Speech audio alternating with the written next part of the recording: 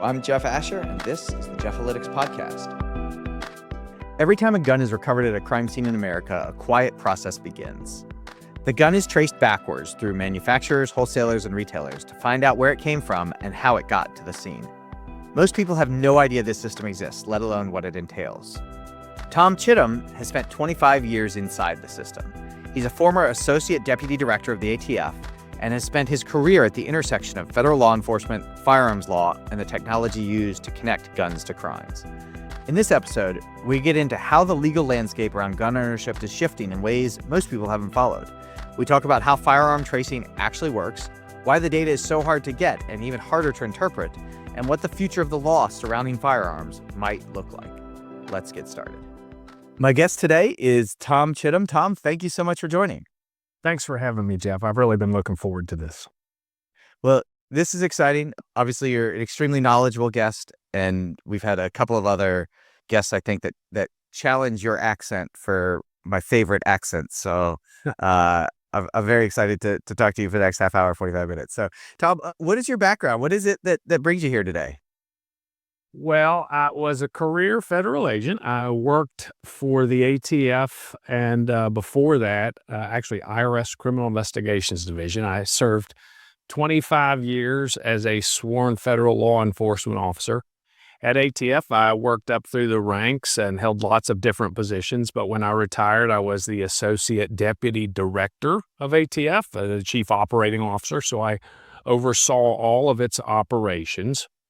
When I retired and left government service in 2022, I went to work for a public safety technology company that's now called Sound Thinking, but at the time was called ShotSpotter. It's the maker of an acoustic gunshot detection service, still called ShotSpotter, that helps police identify and respond to gunfire in their jurisdictions. I am an adjunct law professor at UNLV's Boyd School of Law. I teach a course called Firearms Law and the Second Amendment. It's one of the things that I enjoy doing most. And in my day-to-day life, I'm a private attorney. I work as outside counsel for the Federal Law Enforcement Officers Association, or FLEOA. And I also have clients in the firearms and explosives industry, or people who have firearms or explosives law-related matters. So can you go into what did you do with ATF? Because I know a lot of people have at least some passing familiarity with what sort of the FBI and other federal law enforcement agencies might do, but I think there's less of a familiarity of how does ATF fit into sort of the overarching landscape, and what was your role? So as long as I ever wanted to be anything, I wanted to be a Fed. And my dad said, well, if you want to be a Fed, you got to be a lawyer. He was thinking about old school FBI, where every FBI agent was either an attorney or an accountant. And so that was kind of my plan. But I actually got that proverbial foot in the door at IRS Criminal Investigations when I was in college as a trainee or a co-op student. And then I became an agent there. And that agency has a lot of really great expertise, but it was not the right fit for me. And while I was working for IRS in my home state of West Virginia, I met the supervisor of local ATF office, and he said, you should apply to come work for us. So I did, and I got hired. By the time ATF hired me, I had been moved from West Virginia to D.C. by the IRS. I did not want to leave West Virginia at the time, but in retrospect, being forced to move to D.C. was one of the best things that ever happened to me, because it made me realize, wow, there's a really big world out there. And so I was in D.C. when I got hired by ATF and went to Miami. And I will tell you that I remember a time when my dad had wanted to be a federal agent too. And I remember him once saying to me, I always wanted to work for the BATF, pronouncing that B that I would come to know as like fingernails on a chalkboard to ATF agents. He said, I always thought they went after the worst criminals. And I came to believe that that's true myself. And I really found my calling at ATF. You know, it's an agency that is often maligned, and I think in part because it's misunderstood, and in part because it serves as a convenient symbol. So I mentioned that I worked up through the ranks at ATF and retired at a high level. This is a true story. In the same week one week at ATF. The agency was sued by California for under-enforcing the law and the subject of an NRA letter writing campaign for over-enforcing the law. And so I came to tell people, look, the real measure of ATF success is if we have made 100% of the world mad at us. And that's sort of the environment ATF sometimes finds itself in, right? The things that it is often in the headlines for are not really core to what much of the agency does. And I was in the position where I could see the investigations going on in the field. And like every single week, Jeff, I would see this stuff. I was like, man, this stuff reads like crime fiction. The types of criminals that ATF agents are investigating, the good work that they do is really nothing short of remarkable. So I still have a lot of pride there, and so do the agents there. There's a joke that ATF could stand for America's toughest feds, and I think that that's true. They really do some fantastic work. I continue to hold the agency at a special place, and I watch what they do carefully, but I no longer have any direct relation to ATF as an agency. Of course, I'm retired and I've moved on. And now I work in a legal sector that sometimes puts me at odds with ATF's positions. But to your point, it's a great place. I wish more people understood it, and I wish that it got the credit it deserves for the good work it does for the American people. How are you using that sort of background and experience today? Well, in more ways than you'd think. One, as I mentioned, I continue to teach Second Amendment, firearms law and Second Amendment course. And I try to leaven the lectures with practical anecdotes. You know, when you see occasionally you'll get in law school classes and all seems very academic and theoretical, but these things play out in the real world. And so I draw on it there. There's also a lot of nuance. So people assume that gun law is a simple issue, and it just isn't. It shows up in places you wouldn't even think about. One of the places that I really didn't give much thought to before I retired and entered private practice was in estate planning, right? Firearms are not like jewelry or furniture. They have very serious laws that regulate them. And a lot of people have firearms, and when they pass away, their estates have to deal with them. And so I end up getting involved in estate planning matters for that stuff too. So it really can show up in a lot of different ways. I also continue to keep a very close watch on policing in general, but especially firearms enforcement, trends and investigations and that sort of thing, because, you know, gun violence continues to be a thing that we worry about. Thankfully, we know from your reporting that it is falling and falling significantly, but that doesn't mean that we can't drive it down any further. And I think we'll probably get into some thoughts on why that is and how we might even push it down further. So when you say most people think that sort of gun law is simple, what is your impression of sort of the average person's understanding of the law around guns? Well, there's a lot of misunderstanding about like the legality of types of firearms.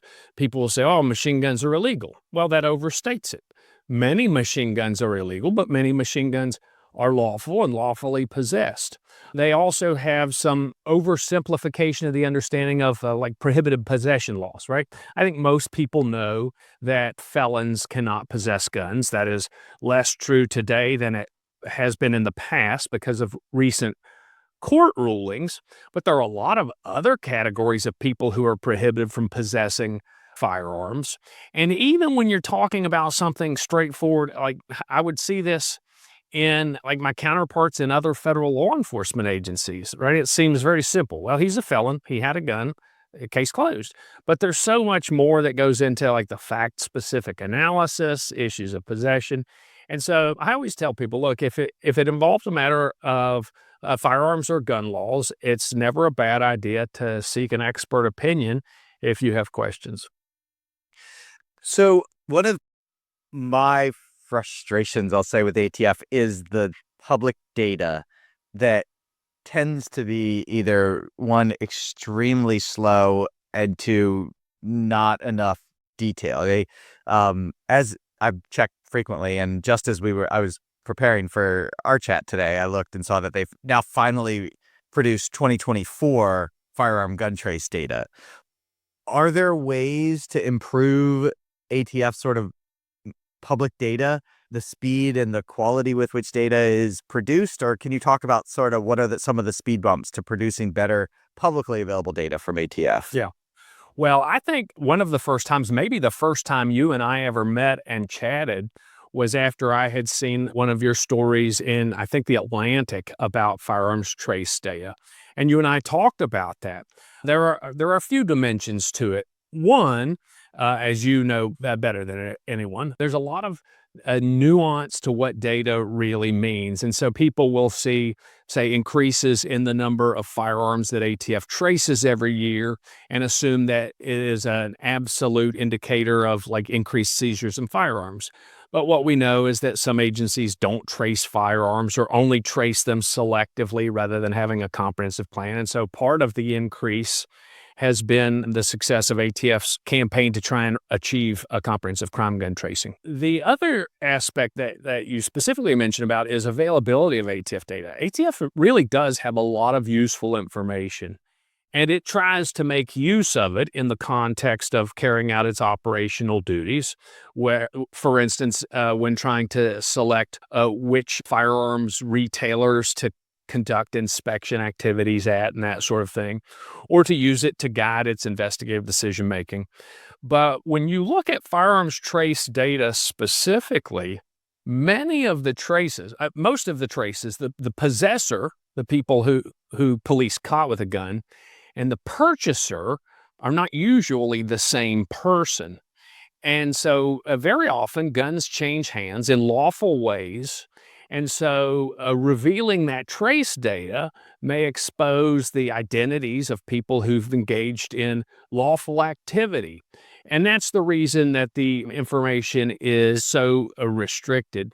ATF also, I think, has historically tried not to be thrust into the middle of political debates, even though it often is. And so there is at least some concern. This maybe was the concern of the legislator that got the rider into ATF's appropriations to limit disclosures, that some people would like to use the aggregate trace data to identify specific gun stores and publicly name them. And so there are a lot of restrictions on it. I will tell you, though, ATF, it doesn't always nail it on some of the things it does, but one of the best decisions it made was hiring a team of legitimate academics to produce a series of reports. It's a National Firearms Commerce and Trafficking Assessment. And in a series of reports, these academics analyzed a great deal of the information that ATF held and produced, I thought, really thoughtful reports that helped explain and also provide statistical information. The problem is, as you know, it can be outdated. So in preparation for this, I was just looking back at like the increase in the number of machine guns being recovered. And I mean, it ends at 2023, right? But I would like to know how many machine guns were recovered last month as opposed to the month before. And so I don't know that ATF can make much more of its information available without potentially risking exposing, the lawful conduct of gun buyers in America. I think that's the kind of the background reason why you don't see more information come from ATF. Although what it could do is have some on-staff statisticians who were regularly producing those reports. I like reading that information myself. I'm sure a lot of people would. Yeah. And I think I jumped into this very quickly, but the way the system works is basically, there's a gun is used in a shooting, police recover it, they ask ATF to trace it, and ATF traces it back to, hey, this gun that was recovered in Dallas was originally purchased lawfully at a gun store in Atlanta 4 years prior. And then they sort of aggregate all that and report it out. Is that generally an accurate assessment? Yeah, but sometimes they weren't purchased lawfully, and that's an important part of what ATF does too. So, you think about the violent criminals using guns to commit crimes, the so-called trigger pullers, but you also have to consider the people that arm those criminals, the firearms traffickers. And so ATF uses firearms trace data and other information to try and identify firearms trafficking schemes. It looks for indicators that suggest a firearms purchase was not lawful, but instead was part of a scheme to deal in firearms without a license or to traffic firearms. And so your description of how tracing works is spot on. A police agency recovers a firearm and submits it to ATF, and ATF goes back and tries to identify it. There have been lots of stories about the limitations on ATF's tracing process. It intentionally limits ATF's ability to store data, and so it really is kind of a manual process, contacting the manufacturer to see who they transferred it to, contacting the wholesaler, then contacting the retailer. And so the information, it can sometimes be hard to come by, but when they get it, it can be useful. One of the other things we mentioned about the increase in traces, a lot of police agencies don't always appreciate the value of trace data. For instance, a police officer recovers a gun, and if there's no question in his mind about whether it was trafficked or he doesn't think about the source of it, he may not submit it for a trace unless the agency has a process in place that requires it. But in addition to identifying firearms trafficking schemes, I personally, as an agent, I know lots of agents have, a trace comes back and helps identify the victim of a theft, right? When an agent calls and says, hey, we see that you purchased this firearm, it's been recovered in a crime, we want to ask you about it. And the guy says, yeah, in fact, it was stolen from me, but I didn't have my serial number written down, so I only told the police a Smith & Wesson revolver was stolen. But now that you've got this trace, you can identify with specifically this person's gun. I mean, I have personally returned firearms to the victims of theft. One of the great things that ATF does is runs NIBIN. Can you walk listeners through what is NIBIN? Again, we're just throwing out another word, acronym after acronym, but it's such an important program that I feel like nobody knows about. So can you talk through that? Yeah, I'd love to. In fact, just in the recent past, I saw that the Department of Justice has set aside $58 million for some existing NIBIN sites to improve their technology. NIBIN, National Integrated Ballistic Information Network, or NIBIN, is a nationwide network that compares ballistic images of fired cartridge casings left behind at crime scenes or sample cartridge casings test fired from seized guns and analyzes them to make matches. And by doing this, it allows investigators to connect crime scenes where those connections might have gone unknown before, or it allows them to connect particular firearms to crime scenes. And it is really revolutionary in the way that it allows police to investigate crime. So here's an example. Let's say you have a high-profile shooting, some gang shooting in a park, and an errant round strikes and harms or kills a kid playing in the park. Police may recover those casings.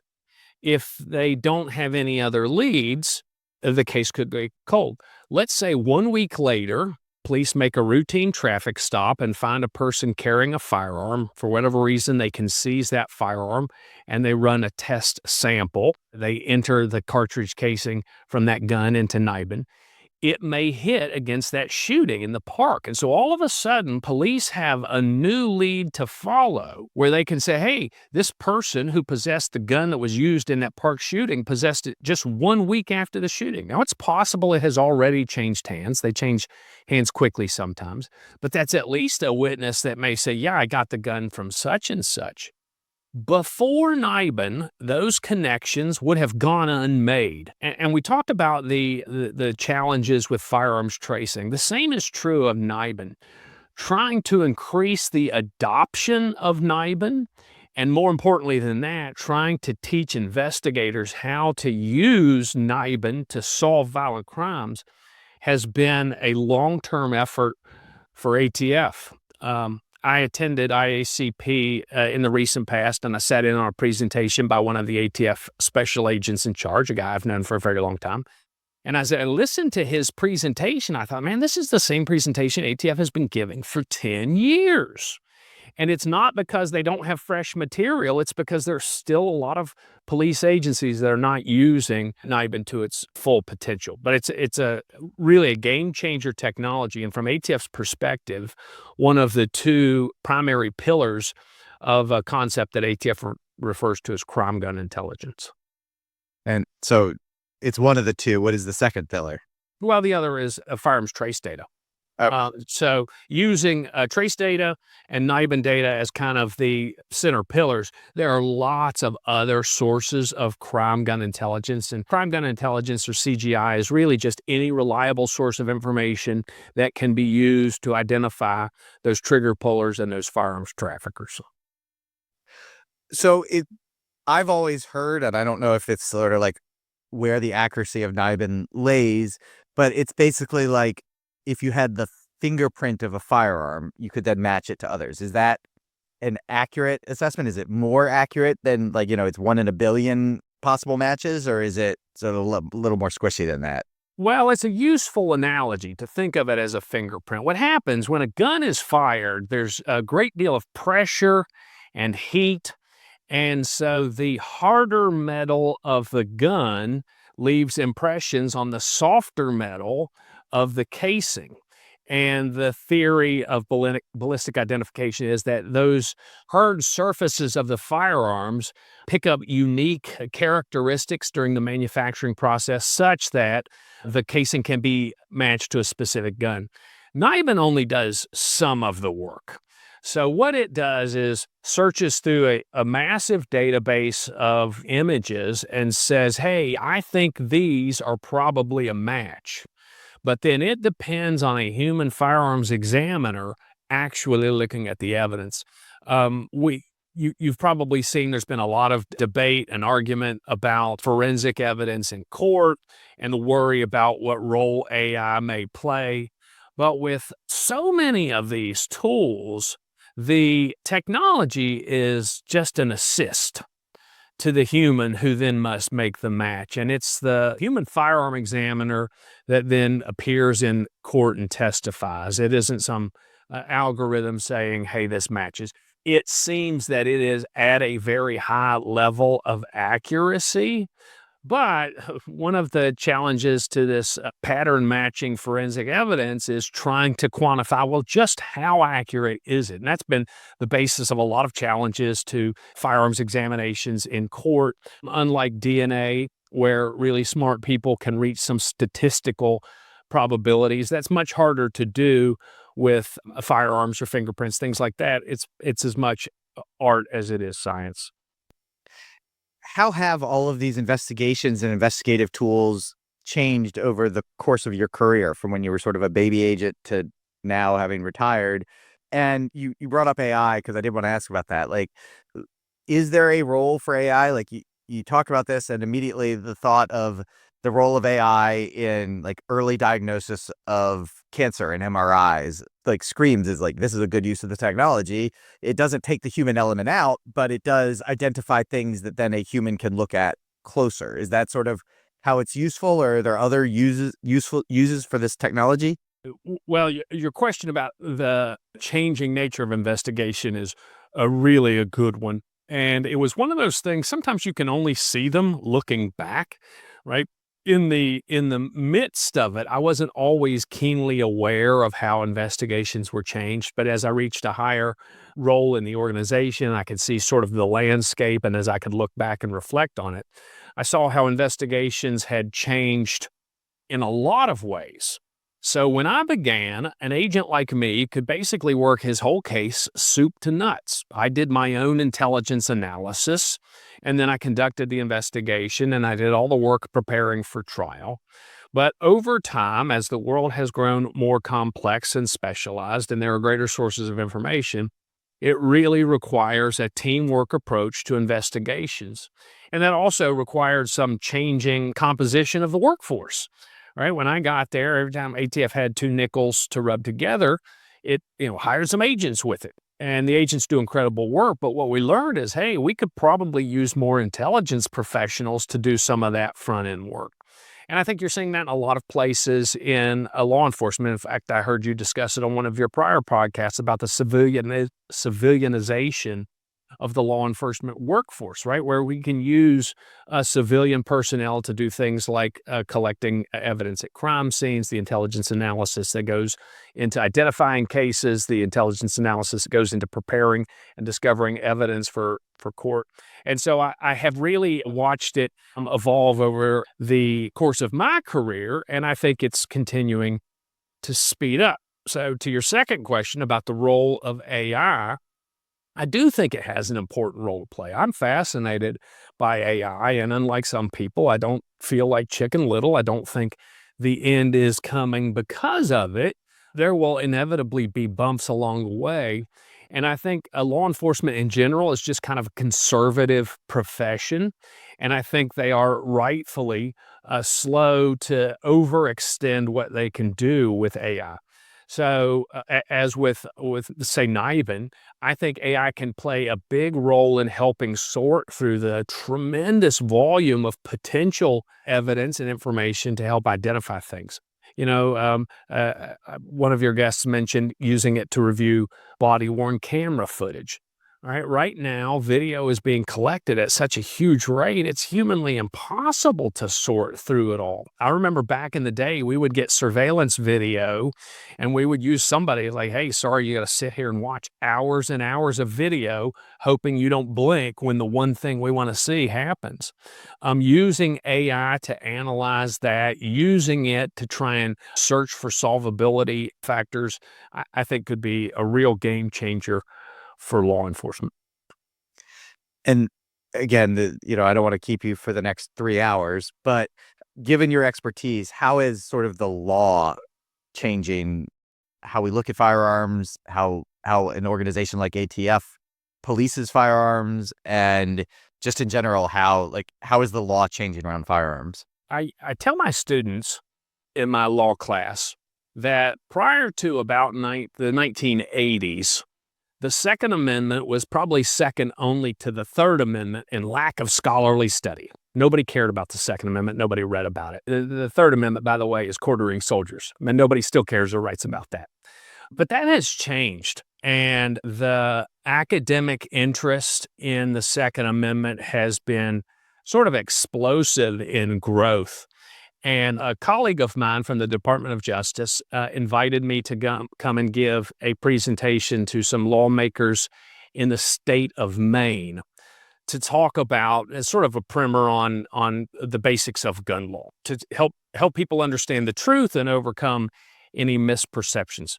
At the time, Maine was one of 3 U.S. states I had not visited.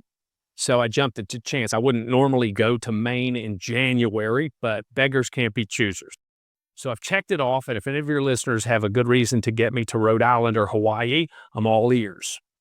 So as I gave the presentation, I made a comment about how this was sort of the golden age of gun law. And a member in the audience said, well, for some of us, it's the dark ages. And what I meant was the golden age in that if you're interested in the study of these things, it's a pretty vibrant time.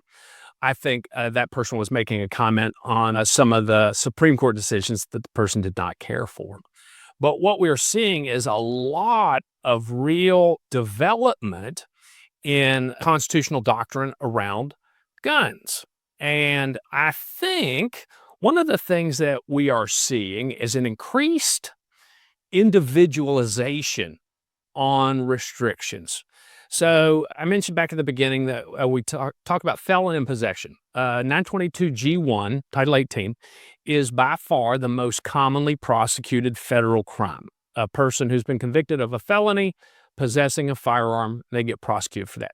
Very often, that charge is just being used because it's the simplest case to prove, right? A simple possession offense is easy to prove when the underlying issue was misuse of the gun in some way. But I mentioned that the law has several other categories, too, of prohibited people: fugitives from justice, people subject to certain domestic violence restraining orders, unlawful drug users, at least in some cases now. That's a very recent case. But what the law did then was use these categories, these very broad categories, as a proxy, right? We just assume that felons should not have guns because they're dangerous or they're not otherwise law-abiding. So let's prohibit all felons from having guns. But what we have seen in some recent cases, at least in what they call as applied challenges, is some felons have said, well, wait a second, that should not, that is not constitutional as applied to me. I'm nonviolent. And so we have seen in a recent Supreme Court case, I think Chief Justice Roberts made a comment that says, hey, at any rate, Second Amendment allows us to do what common sense suggests, which is we can disarm dangerous people. In a more recent case, Hamani, dealing with unlawful drug users in possession, the court again seemed to point to dangerousness as an important aspect of whether or not we can prohibit a person. Back when the Gun Control Act was passed, Congress contemplated that, hey, we should probably have a mechanism for restoring the rights of people who are not likely to be dangerous. But in 1992, Congress prohibited ATF. ATF was the agency that had authority to carry out those restoration of rights investigations, prohibited ATF from spending any money. And for 30 years, it was that way. Recently, the administration said, hey, we're going to revitalize restoration of rights investigations. And I think they're still trying to work out the details of how that comes into practice.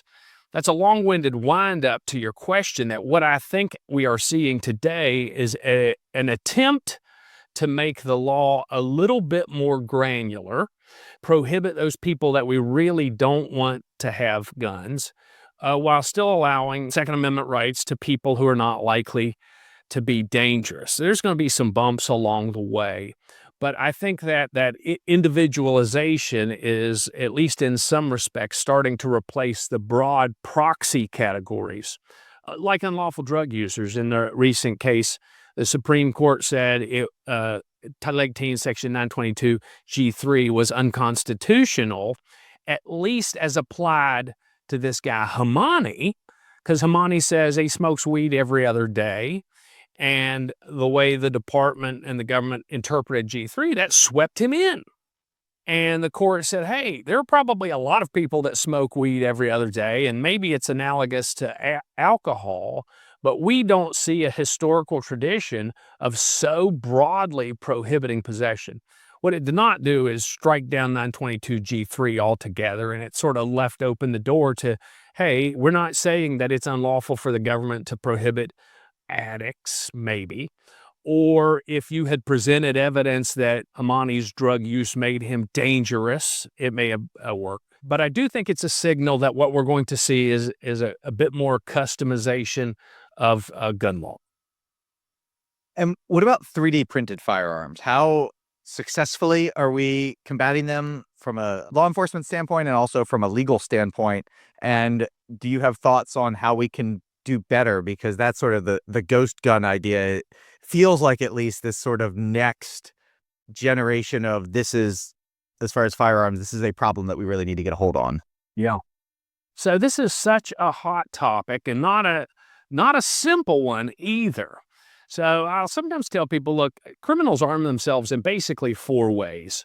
They will steal firearms, and stolen guns are a huge source of crime guns. Thefts from homes, but more than that, thefts from vehicles, either unlocked or easily broken into. They will recruit a straw purchaser to purchase the gun for them, where a person goes in and buys the gun for the prohibited person in a gun store.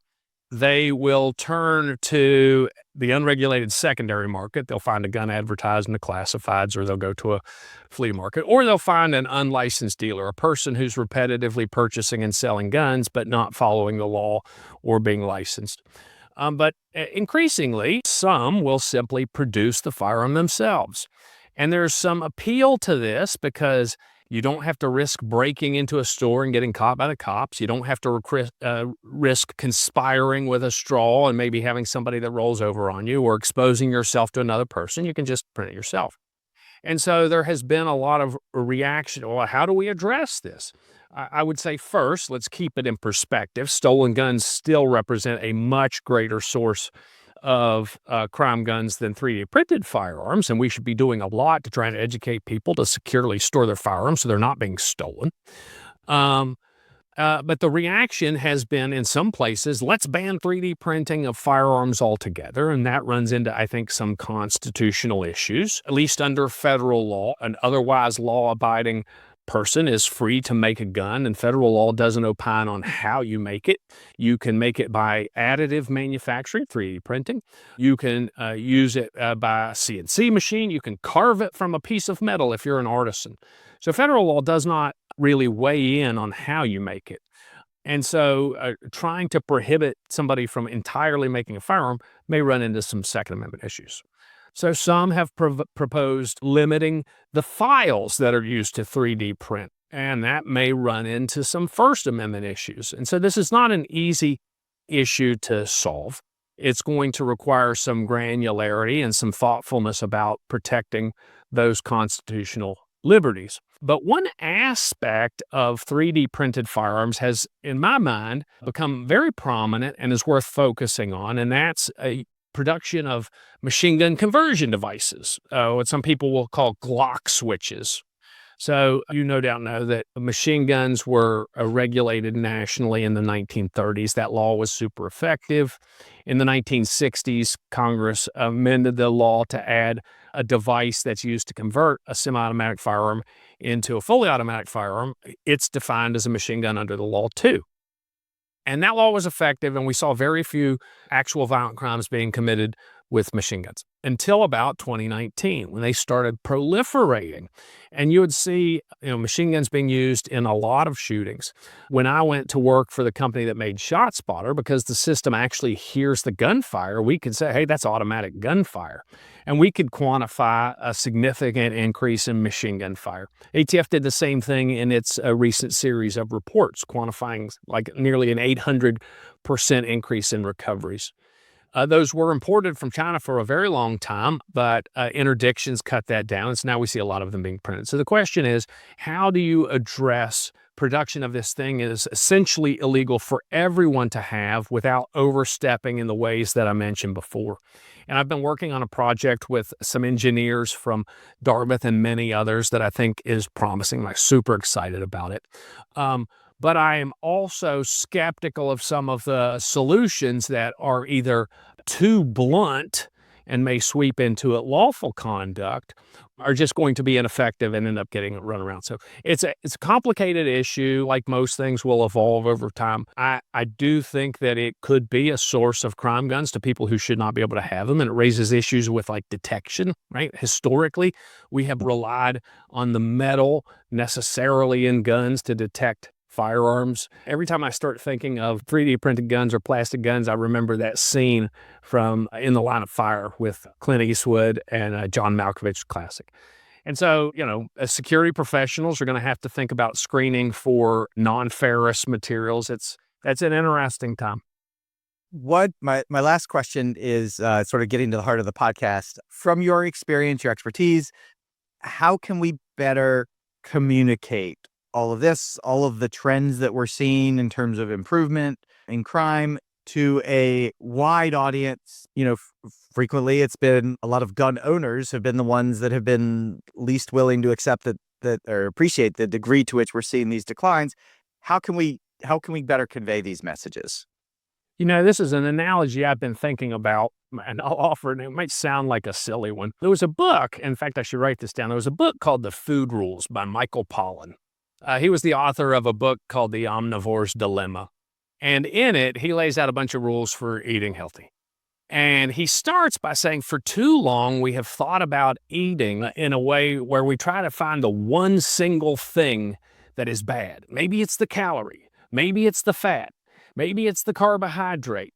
But what he comes away with is sort of a broad rule. It's lots of things. And I think that is true here, too. We too often look for a simple solution when the real solution is multifaceted. I've heard some of your other guests say it takes lots of different aspects. Yeah. I think that public safety is co-produced, so to the extent that the public can be involved and engaged with police and collaborating, I think that's useful. To the extent that police can better learn to use the tools that are available to them, like ballistic imaging, like firearms tracing, but all the other tools that are coming along too, like social media exploitation, leveraging tools like AI to gobble all that information in and try and find like actionable leads rather than simply getting overwhelmed. I think we'll make improvements there. As you've reported, shootings and homicides are going down, but we can drive them down further. I think to the extent that academics can continue to produce useful research that can actually be applied in the world, I think that's useful too. You're looking at things like stop and frisk policing. It's an effective technique in that if what you want to do is stop armed criminals from carrying guns, if you stop and search a lot of people, one, you're going to catch some illegal guns, and two, you're going to discourage armed criminals from carrying guns for fear of being caught.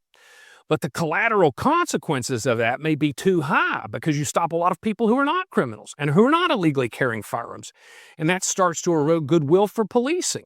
So if we can find better ways to target the things we care about, solving the real violent crimes, not alienating society, instead enlisting them in the fight, I think that will go a long ways too. Things like community violence interruption, I will tell you, I was once a skeptic of that. I gave a presentation about ShotSpotter at an event in Virginia. And after I was done speaking, I stepped off the stage and I was checking, and a guy comes up to me. And I thought, I don't want to talk about this. And he starts telling me about his experience. And right out of the gate, he says, yeah, I spent a lot of time in prison. And as a general rule, I was like, all right, well, then your opinion matters less to me. I could not have been more wrong about that. And as I listened to him, his name is Adrian Cook, and I think so highly of what it is he's doing.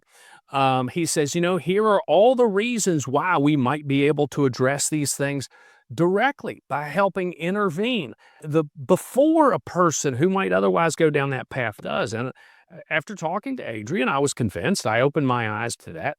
And so I think we should continue to look at those sorts of mechanisms too. This is, when you talk about gun issues, it's an incredibly divisive issue in our nation. And I sometimes say, the public discourse is dominated by shouting absolutists at the extreme. But I teach my law course as viewpoint neutral for a couple of reasons, but not the least of which is because when you really start examining it, what you find is there's a lot of gray in the middle. And to the extent that we can continue to have honest dialogue about that gray area, I think we'd be so much better off for it. That's great. And yeah, that my takeaway from doing this, we're coming up on a year soon, is that there's lots of, Rob Wilcox put it best, just like pulling 1,000 different levers, and there's 1,000 different things that we can do and 1,000 things we probably haven't even thought of that we can do. So I think that's a great takeaway. Tom, what is next for you? Well, as I mentioned, I have been working as outside counsel for FLIOA, Federal Law Enforcement Officers Association. It has really been a great Chapter 3. ATF was, of course, my Chapter 1. Chapter 2 was working for ShotSpotter, really did open my eyes to ways technology can be used. But Chapter 3 has been really fantastic. Very often I deal with federal agents, a group of people I hold in generally high regard anyway, some of whom are having their worst day. And to be there to help them has been really great. To the extent that I can, I continue to stay involved in academic circles because I really enjoy that. I like teaching. I sit on the executive board for the firearms law section at the Association of American Law Schools. I really like surrounding myself with smart people and listening to them talk. I think it helps me understand these things better. And so I continue to do that. I try to write when I can. I mentioned that I'm working with those folks from Dartmouth, so smart. And I really am enjoying that. So I think there's a lot of things going on. To the extent that anyone is interested in anything I have to say, I'd be grateful if they reached out to me on LinkedIn. I'm not a LinkedIn influencer, but I do like writing original stuff on there. You mentioned my accent, and I use this a lot. I tell people, when people hear that I'm from West Virginia, they always giggle, but I tell them there's a lot of good things that came from growing up in West Virginia. For instance, from an early age in life, I had a lot of experience with alcohol, tobacco, and firearms. And so ATF was the great fit for me. I actually just wrote a post about exactly that. So to the extent that people reach out, I'd love to stay connected. But I'm really grateful to you, Jeff, for reaching out to me and let me talk about these issues. They matter a great deal to me. Thank you. It's such an important perspective and such a different perspective from what we've had so far. So I really appreciate you coming on and sharing it. Tom, thank you so much. Thanks, Jeff. Thanks for listening to the Jeff-alytics podcast. Be sure to subscribe, and to learn more, head on over to ahdatalytics.com for more information and previous episodes. If you like what you heard, please leave a glowing review, which will help others to discover the show. Until next time, I'm Jeff Asher.